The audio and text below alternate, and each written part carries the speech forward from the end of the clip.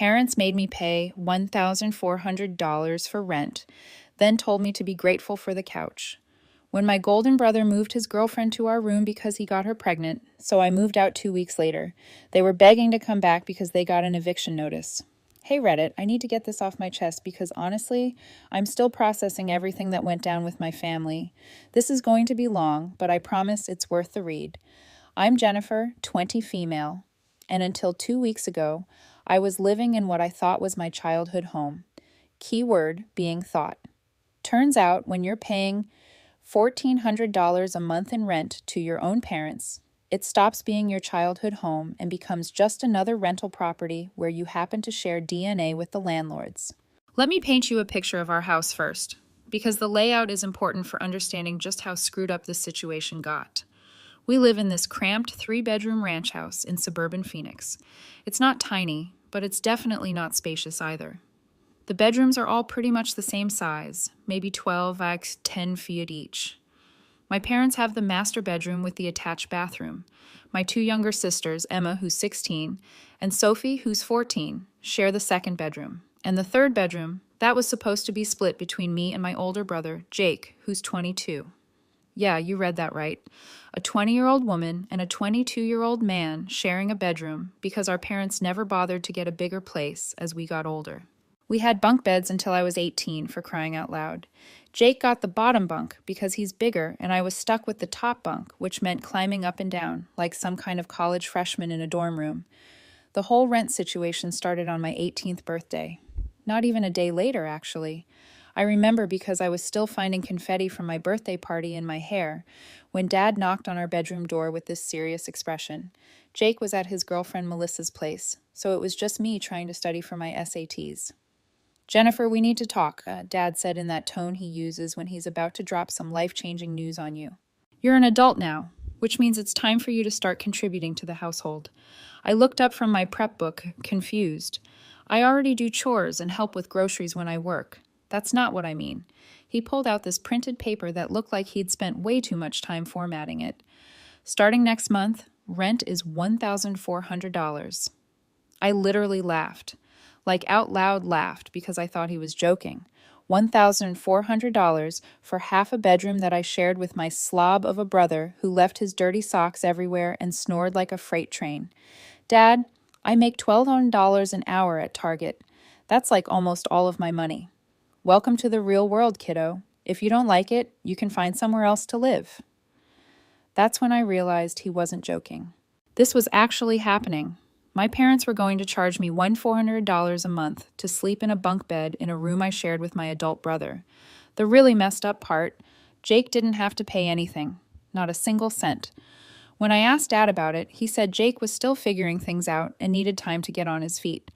Jake had been figuring things out for 4 years since graduating high school, during which time he'd had maybe 6 different jobs, none lasting longer than 3 months. But sure, I was the one who needed to learn responsibility. Mom backed Dad up completely. Of course, she always did. It's important for you to learn how the world works, honey. This will teach you valuable life skills. You know what would have taught me valuable life skills? Having parents who didn't financially exploit their own daughter while giving their son a free ride. But I paid it. Every month for 2 years, I handed over $1,400 to my parents. I worked 35 to 40 hours a week at Target while taking community college classes just to afford living in my childhood bedroom. I ate ramen noodles for dinner most nights because after rent, gas, car insurance, and school supplies, I had maybe $200 left for food and personal stuff. Meanwhile, Jake continued his streak of getting fired from jobs and spending his days playing video games in our room that I was paying $1,400 a month for. He'd have his friends over constantly making noise while I was trying to study. When I complained, Mom would say, "It's his room too. Jennifer, you need to learn to compromise." Compromise? Right. The compromise where I pay all the rent and he gets to treat the space like his personal man cave. The worst part was watching my younger sisters get treated completely differently. Emma and Sophie never had chores, never had to get jobs, never had curfews. When Emma wanted to go on a school trip to Europe that cost $3,000, Mom and Dad just put it on a credit card. When Sophie wanted a new laptop for school, they bought her a MacBook Pro without blinking. But when I asked if they could lower my rent so I could take more than 2 classes per semester at community college, suddenly it was all about teaching responsibility and preparing me for the real world. I started keeping track of everything in a notebook. Every bill I saw, every expense they mentioned, every time they bought something expensive for my siblings. I'm good with numbers. I was majoring in accounting at community college, so I wanted to understand where my $2,400 was actually going. Here's what I figured out. Our mortgage was $1,850 a month. Utilities averaged about $300. So my rent alone was covering about 75% of the housing costs for a family of 6. Jake wasn't contributing anything. My sisters weren't contributing anything, and my parents were essentially living off my income while still having their own jobs. Dad works as a supervisor at a manufacturing plant, making around $55,000 a year. Mom works part-time at a dental office, maybe $25,000 a year. Together, they were bringing in $80,000, plus my $16,800 in annual rent payments. For a family that was supposedly struggling financially, they sure managed to afford a lot of unnecessary stuff. New patio furniture, no problem. Weekend getaways to Sedona, sure thing. Concert tickets for Mom's favorite band, absolutely. But heaven forbid their oldest daughter wanted to take more than 2 college classes at a time. I started spending more and more time away from the house, mostly at the library or at my friend Jess's place.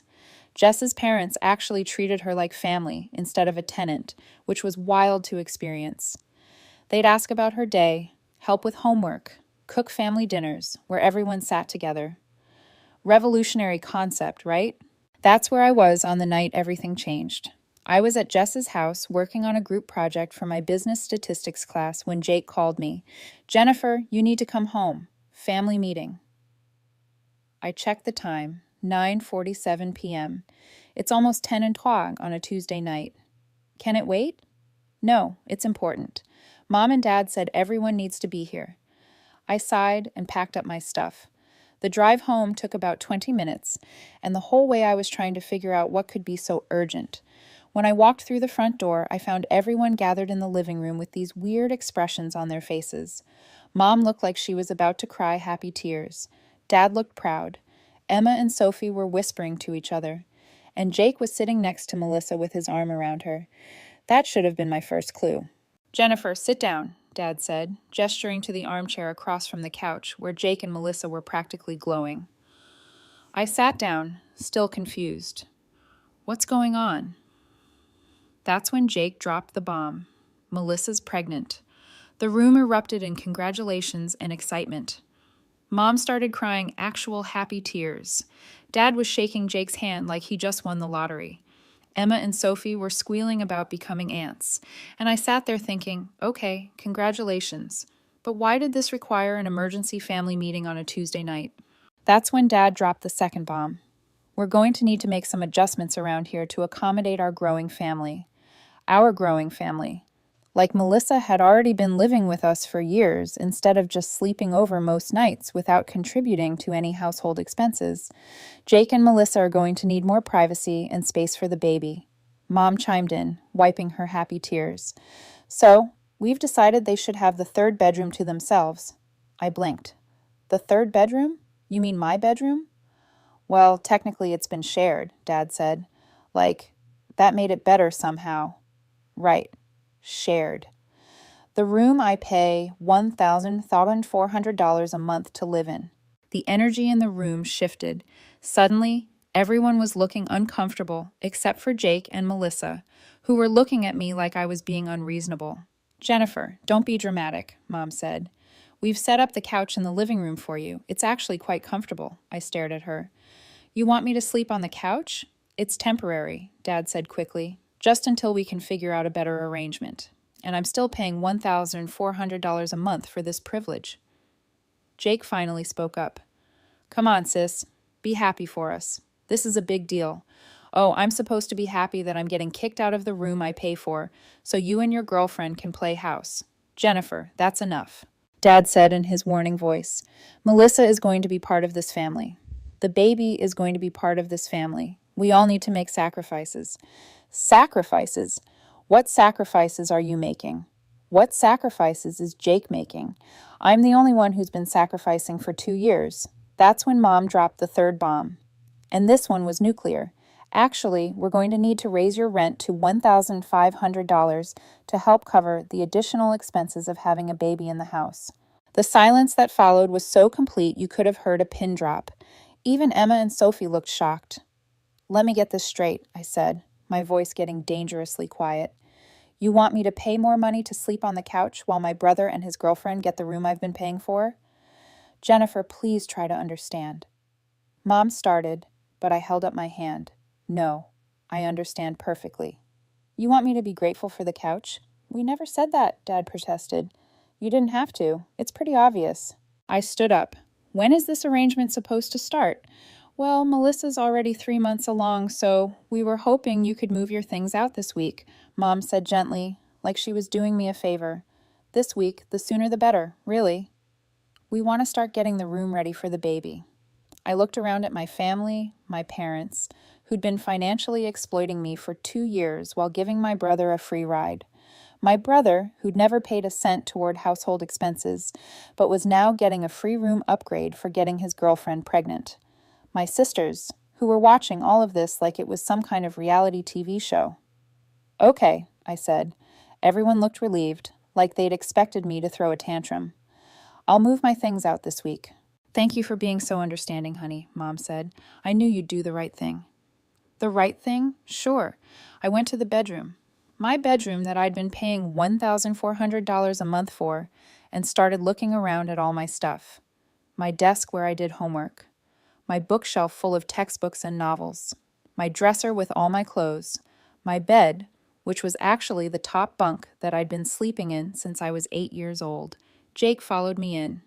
"Hey, Jennifer, thanks for being cool about this. I know it's a big change, but get out." "What?" "Get out of my room. I need to pack." He looked confused. "Pack? You're just moving to the couch." I turned to look at him. This 22-year-old man-child who'd never paid for anything in his life, who was about to get handed everything he wanted because he got his girlfriend pregnant. "No, Jake, I'm moving out." The color drained from his face. "Moving out? What do you mean moving out?" "I mean, I'm leaving, finding my own place. You can have the room." But who's going to pay the rent?" And there it was, the real reason for his panic. Not that he'd miss having his sister around, not that he was worried about my well-being. He was worried about who was going to subsidize his existence. That's not my problem anymore. I pulled my suitcases out from under the bed and started packing. Jake just stood there watching me, looking more and more freaked out as reality set in. "Jennifer, wait. Maybe we can work something out. Maybe you could keep half the room and Melissa and I could take the other half. Melissa's pregnant, Jake. She's going to need the whole room for baby stuff. Besides, I'm not paying $1,500 to share a room with a couple and their crying infant." $1,500. I thought it was $1,400. Mom and Dad raised it to help with baby expenses, remember? He ran his hands through his hair. "Okay, look, maybe I can contribute something. Like maybe I can pay part of the rent." It was almost funny watching him panic as he realized the gravy train was about to end. "With what money, Jake? You got fired from your last job 2 weeks ago." "I'll find something." "Sure you will." I kept packing while he stood there trying to figure out how to salvage the situation. Eventually, he left me alone, probably to go tell our parents about the impending financial disaster. It didn't take long for the emergency family meeting round 2. This time, Dad led with a guilt trip. "Jennifer, we understand you're upset, but you can't just abandon your family." Abandon my family? I've been financially supporting this family for 2 years while being treated like a second-class citizen. "That's not true," Mom protested. "We've always treated you fairly." Fairly? Jake doesn't pay rent. Emma and Sophie get thousands of dollars spent on school trips and electronics. I pay $1,400 a month to sleep in a bunk bed and eat ramen noodles. "We're teaching you responsibility," Dad said, falling back on his favorite excuse. "No, you're exploiting me. There's a difference." That's when they switched tactics. Mom started crying. Real tears this time, not the happy pregnancy tears. "Jennifer, please. We can't afford to lose your rent money right now." Then maybe you should have thought about that before deciding to kick me out of the room I pay for. We're not kicking you out. We're just asking you to be flexible. Flexible, right? Flexible enough to pay $1,500 to sleep on the couch while my unemployed brother gets a free room upgrade. Dad tried the stern approach. Young lady, you're being selfish and ungrateful. After everything we've done for you, what exactly have you done for me, Dad? Name one thing you've done for me in the past 2 years that you haven't done for Jake. Silence. I'll wait. More silence. That's what I thought. Jake tried jumping in with promises. He'd get a job immediately. He'd start paying rent. He and Melissa would figure something else out. Too little, too late, Jake. Melissa, who'd been quiet this whole time, finally spoke up. Jennifer, I'm really sorry. I didn't know this would cause so many problems. Maybe Jake and I should look for our own place. It was the first reasonable thing anyone had said all night. That's probably a good idea, I said. No, absolutely not, Dad said immediately. You're going to be family. This is your home. Interesting how quickly Melissa became family, while I got demoted to problematic tenant. Emma, who had been watching all of this with wide eyes, finally spoke up. Why can't Jennifer just keep her room? The couch in the living room turns into a bed. Jake and Melissa could sleep there until they find their own place. Quick pause, fellas. YouTube just dropped this new hype feature. If you're hooked on this story, smash that hype button. It tells YouTube this video deserves to blow up, and it keeps even crazier stories coming your way. Thanks so much for your support. All right, back to the drama. Out of the mouths of babes, right? But Dad shut that down immediately. Emma, you don't understand the situation. I understand that you're making Jennifer pay money to sleep on the couch while Jake doesn't pay anything to get a room. Even my 16-year-old sister could see how messed up this was, but my parents were committed to their plan. I could take it or leave it, so I left it. I spent the next 3 days finding a new place. Turns out when you've been paying $1,400 a month for half a bedroom, you can afford a pretty decent studio apartment. I found one about 15 minutes from my college and 20 minutes from my job. It was small, but it was mine. No roommate, no bunk bed, no family drama. The security deposit and first month's rent wiped out most of my savings, but it was worth it for the peace of mind. Moving out was surreal. I'd lived in that house for 20 years, and suddenly I was packing my entire life into boxes. My parents kept trying to convince me to change my mind, but they weren't willing to change any of the terms of their ridiculous arrangement. You'll be back, Dad said as I loaded the last box into my car. This is just a phase. You'll realize how expensive it is to live on your own. I've been essentially living on my own for 2 years, Dad. The only difference is now I won't be subsidizing everyone else's lifestyle. Mom was crying again. Jennifer, please don't do this. We're a family. A family doesn't financially exploit its members. Mom.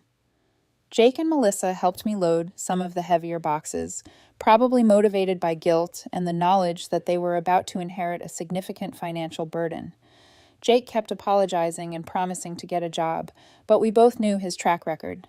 Emma and Sophie were the hardest part. They didn't really understand why I was leaving, just that their big sister was moving out. I promised them they could visit my new place anytime, and I meant it. The first week in my new apartment was incredible. I could study without Jake's friends being loud in the background. I could eat something other than ramen because I wasn't paying most of my income to my parents. I could sleep past 6 o'clock a.m. on weekends without Mom vacuuming outside my door. I was finally living like a normal 20-year-old instead of a financially exploited tenant. But the real vindication came exactly 2 weeks after I moved out. I was at work restocking shelves in the electronics section when my phone started blowing up with calls from home. First Mom, then Dad, then Jake, then Mom again. I ignored them because I was working and figured if it was a real emergency, they'd leave a voicemail. They did leave voicemails. Lots of them. The first one was from Mom. Jennifer, honey, call me back as soon as you get this. We need to talk. The second was from Dad. Jennifer, we've got a situation here. We need to discuss some things. The third was from Jake. Jennifer, please call back. It's important. The fourth was from Mom again, and this time she was crying. Jennifer, please. We need your help. I waited until my break to listen to all of them and call back. Mom picked up on the first ring. Jennifer, thank God. We need to talk. What's going on? Can you come over after work? It's complicated. Just tell me over the phone, Mom. I heard her take a shaky breath. We got an eviction notice. I almost dropped my phone. What? The landlord is evicting us. We have 30 days to pay what we owe or move out. What do you owe? Another pause. 3 months of mortgage payments. 3 months. They were 3 months behind on their mortgage, and they were just now panicking about it. How did this happen, Mom? We were counting on your rent money, and Jake's been having trouble finding work. And Melissa's pregnancy has been expensive with all the doctor appointments and preparations. The picture was becoming clear. They'd been living paycheck to paycheck, using my rent money to cover their mortgage and expenses. When I moved out and Jake couldn't replace my income, they'd fallen behind on everything. Jennifer, we need you to come home. We can work something out with the room situation. Maybe you and Jake can go back to sharing. No. What? No, I'm not coming home. I'm not bailing you out of this. Jennifer, please. We're your family, a family that was perfectly willing to let me sleep on the couch while paying $1,500 in rent. We can change that arrangement. No, Mom. You made your choice when you decided I was less important than Jake and Melissa's comfort. Dad got on the phone at that point. Jennifer, stop being childish. We're facing eviction here. And whose fault is that, Dad? We made some miscalculations. You made some bad decisions. You decided to treat your daughter like a cash cow while giving your son a free ride. Now you're dealing with the consequences. We'll agree to lower your rent back to $400, he said desperately. For half a room that I'd have to share with a couple and their baby. We'll figure something out. You had 2 years to figure something out, Dad. The time for negotiations was before you tried to make me pay more money to sleep on the couch. Jake got on the phone next. Jennifer, come on. I know I messed up, but I'm actively looking for work now. I've got some interviews lined up. Some interviews. After 2 years of unemployment and a dozen failed jobs, I'm different now. Having a baby changes everything. Having a baby should have changed everything 2 years ago when you found out Melissa was pregnant. It shouldn't have taken an eviction notice for you to take responsibility. The calls kept coming over the next few days. My parents, Jake, even some extended family members who'd been told I was abandoning the family in their time of need. My dad's sister, Aunt Karen, called to lecture me about family loyalty. Jennifer, I can't believe you're being so selfish. Your parents raised you, clothed you, fed you, and charged me $1,400 a month for the privilege starting on my 18th birthday. That's different. They were teaching you responsibility. They were exploiting me, Aunt Karen. Jake didn't have to pay anything. Jake was in a different situation. Yeah, he was in the situation where he was the favorite child who could do no wrong. She hung up on me. My grandma called next, trying to guilt-trip me with stories about how family sticks together through tough times. When I explained the rent situation, she got quiet. They were charging you how much? $2,400 a month to share a bedroom with Jake. And Jake wasn't paying anything? Nothing. Another long pause. That doesn't sound right, Jennifer. It wasn't right, Grandma. I had no idea they were doing that. Turns out my parents had been telling the extended family that I was contributing to household expenses, but they'd never mentioned the specific amount or the fact that I was the only one paying anything. When Grandma confronted my parents about it, they tried to spin it as teaching me life skills. Grandma wasn't buying it. You don't charge one child rent while letting the other live for free, she told my mom. That's not teaching life skills. That's playing favorites. The situation at home kept getting worse. Jake managed to find a part-time job at a pizza place, but he was making maybe $800 a month, nowhere near enough to replace my $1,400 contribution. Melissa couldn't work much because of pregnancy complications, and she didn't have health insurance, so the medical bills were piling up. My parents were scrambling to find ways to make up the income shortfall, but it wasn't working. Dad picked up extra shifts when he could, but he was already working 50 hours a week. Mom tried to increase her hours at the dental office, but they didn't have full-time positions available. They put the house on the market, but the real estate agent told them they'd need to bring money to closing because they owed more on the mortgage than the house was worth. All those years of using home equity loans to pay for Emma's Europe trip, and Sophie's MacBook had left them underwater. 3 weeks after I moved out, Mom called me sobbing. Jennifer, the bank is starting foreclosure proceedings. We're going to lose the house. I'm sorry to hear that, Mom. Please come home. We'll give you your room back. Jake and Melissa can sleep on the couch. What about when the baby comes? We'll figure it out. You'll figure it out. Like you figured out that it was fair to charge me $1,400 a month while Jake paid nothing. We made mistakes. Yes, you did. And now you're living with the consequences. Jennifer, please. Your sisters are going to have to change schools. We might end up in an apartment in a bad neighborhood. Is that what you want? It was a low blow bringing Emma and Sophie into it, but I couldn't save them by sacrificing myself again. What I want is for you to take responsibility for your own financial decisions instead of expecting me to bail you out. We raised you better than this. No, Mom. You taught me that family members exploit each other. I'm just choosing not to participate anymore. The foreclosure process took about 6 months. During that time, my parents kept calling, begging, promising things would be different. Jake managed to keep his pizza job, but even working full-time, he was only making $1,600 a month. Not enough to cover what I'd been paying, and definitely not enough to make up for 2 years of financial mismanagement. The desperation in their voices during those phone calls was something I'd never heard before. Dad, who'd always been so confident and authoritative, sounded defeated. Mom, who'd always had an answer for everything, was reduced to begging and making promises she couldn't keep. Jennifer, what if we gave you the master bedroom? She offered during one particularly pathetic call. Your father and I could move to the small room, and Jake and Melissa could take Emma and Sophie's room, and the girls could share the couch. The mental gymnastics they were willing to do now that their financial security was threatened was almost impressive. Suddenly, everything was negotiable. Everything except the fundamental issue. They'd spent 2 years treating me like a second-class citizen while financially exploiting me. What about when the baby comes, Mom? You want a newborn sleeping on a couch? We'll figure something out. Maybe we could convert the garage into what? A bedroom? Mom, listen to yourself. You're talking about putting family members in a garage because you can't admit you made bad financial decisions. The calls from extended family members got more frequent too. Apparently my parents had been reaching out to everyone, painting themselves as victims of circumstances beyond their control. Aunt Karen called me crying, begging me to help save the family home. Jennifer, this house has so many memories. Your grandparents visited here. You took your first steps in the living room. How can you just let it all disappear? Aunt Karen, those memories aren't going anywhere just because the house gets sold and I didn't create the situation. I'm just refusing to be the solution to a problem I didn't cause. But family helps family. Family doesn't charge one child $1,400 a month while letting another live for free.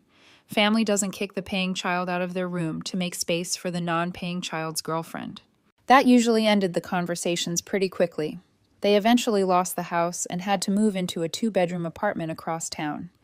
The apartment complex was one of those generic places with beige everything and paper-thin walls. Emma and Sophie had to transfer schools mid-year, which was especially hard on Emma since she was a junior and had been looking forward to graduating with her friends. Jake, Melissa, and the baby, who was born during all this chaos, were crammed into one bedroom while my parents took the other. The baby cried constantly in those first few months, and the thin walls meant nobody got much sleep. I heard about this from Emma, who called me crying one night about how stressed everyone was and how different everything felt from their old life. The irony wasn't lost on me that Jake finally had to live in cramped conditions, except now he was doing it with a girlfriend and baby instead of just a sister. Emma and Sophie were both angry about the situation, but not at me. Emma especially had figured out that our parents' financial priorities had been seriously messed up for years. I can't believe they charged you rent, but bought me a $3,000 Europe trip, she said when she visited my apartment for the first time. They made their choices, I said. Bad choices. Sophie was mainly just confused about why our parents had treated me so differently, but Emma was old enough to see the bigger picture. She started asking questions about college funding and whether our parents had been saving for her and Sophie's education. The answer was no. They'd been living paycheck to paycheck for years, using my rent money to maintain a lifestyle they couldn't afford. Emma's Europe trip, Sophie's MacBook, the weekend getaways, the new patio furniture. It had all been funded by my $1,400 monthly payments. So, basically, Jennifer paid for my trip to Europe, Emma said when she figured it out. Don't feel guilty about that, I told her. You didn't know. But she did feel guilty, which wasn't fair to her. She'd been a teenager who'd been offered an opportunity by her parents. She couldn't have known they were funding it through financial exploitation of their other daughter. The whole situation created a lot of tension in what was left of our family. Emma and Sophie started questioning other things our parents had done, wondering what else they'd lied about or hidden. Jake and Melissa were struggling with a new baby in a tiny apartment while Jake worked at a job that barely paid the bills, and my parents were dealing with the reality that their golden child wasn't going to rescue them financially, and their cash cow daughter wasn't coming back. I felt bad for Emma and Sophie, who'd been innocent bystanders in all of this. I made sure to stay in touch with them and help them when I could, tutoring Emma with her math homework, taking Sophie shopping for school clothes, things like that. But I didn't feel bad for my parents or Jake. They'd made their choices based on favoritism and greed, and now they were living with the results. The final insult came about a year later when Jake and Melissa broke up. Turns out the stress of being broke with a baby was too much for their relationship. Melissa moved back in with her parents, taking the baby with her. Jake, now 23 and single, had to move back in with our parents in their 2-bedroom apartment. He was sleeping on the same couch they'd wanted me to pay $1,500 a month for. Emma texted me about it. Jake's back on the couch. The same couch he wanted you to pay rent for. Karma's yeah, it really is. I'm 22 now, still living in my studio apartment, which I've since upgraded to a 1-bedroom place closer to the university where I'm finishing my accounting degree. I work part-time at an accounting firm and make enough to pay my bills, save money, and actually enjoy my life.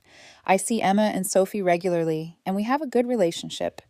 They both understand now why I had to leave, and they don't blame me for the family's financial problems. I don't see my parents or Jake much.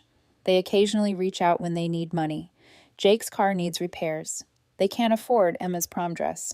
The apartment rent went up, but I've learned to set boundaries. The last time Dad called asking for help, I told him exactly what he told me when I was 18. Welcome to the real world. If you don't like your situation, you can find somewhere else to live. He didn't appreciate the call back. Emma's graduating high school next year, and she's planning to move in with me while she goes to community college.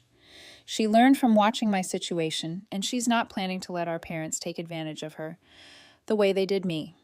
Sophie's got a few more years at home, but she's already making plans to get out as soon as she turns 18. She's seen what happens when you become financially dependent on people who don't have your best interests at heart. As for Jake, last I heard he was still working at the pizza place and still living on our parents' couch. Melissa lets him see the baby sometimes, but she's moved on and is dating someone else, someone with a real job and his own apartment. Mom and Dad are still in the same small apartment, still struggling financially, still acting like victims of circumstances instead of people who made bad choices. They've asked Emma to start paying rent when she turns 18, which is how I know they haven't learned anything from this whole experience. Emma's response was to apply to universities in other states. She'd rather take out student loans than repeat my experience.